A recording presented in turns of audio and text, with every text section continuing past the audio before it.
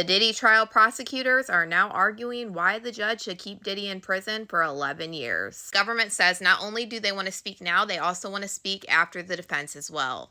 Today is about accountability and justice. For 15 years, the victims have been shattered by abuse and exploitation. This case is not just about freak-offs and hotel rooms. This is about victims, about a man who did horrible things to other people. His currency was control. He weaponized it. All of the factors point at least 35 months or 11 years in prison. The defense accuses us of seeking 135 months, so the court splits the difference. We think probation recommendation of 60 months does not account sufficiently for the harm to Cassie and Jane. The defendant tries to argue that this is just physical relations, illegal substances, and a rock and roll lifestyle. But this is a case about transportation for prosta and violence. The defendant admitted to the violence at trial. The defendant's respect for the law is lip service. Mr. Combs has booked speaking engagements for Miami for next week. That is the height of hubris. He did this for 15 years. He was responsible for transporting many escorts. That's a lot of freak-offs and a lot of hotel nights. He knew it was illegal. Even in similar cases that declined to apply the cross-reference, significant sentences are handed down, including in this one right here. In that case that you referenced, the defendant had been convicted and imprisoned in Cuba in the years prior. Am I correct? And that's why the judge varied upwards?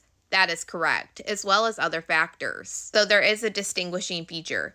There is also this case by a judge. Mann Act cases with fear, violence, and threats routinely get significant sentences. This is not just a simple transportation case, but it has major aggravators. As to Cassie, he hit her. He stomped on her. The video from the LA hotel was played many times at trial, and it never got easier. As to Jane, he punched her. He slapped her a little over a year ago when he knew that he was under federal investigation.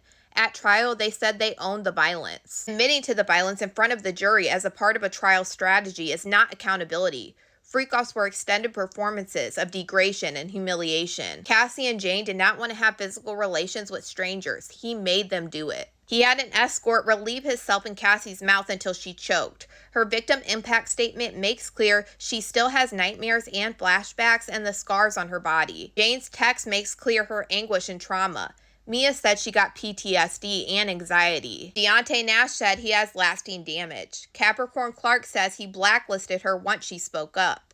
Chef Jordan wrote how she was impacted. It was real and serious. He downplays the abuse, calling it rare, but it was not rare. Cassie's testimony was that he was violent with her at any time. It was not mutual. You saw no photos of the defendant with injuries. He blames doctors for prescriptions. He pretends he is the victim. He hasn't accepted responsibility for his criminal conduct. The information provided to the expert was incomplete. He will pose a danger at any age. He choked Jane at 54 years old. These cases cause other problems. It happens out of the public view.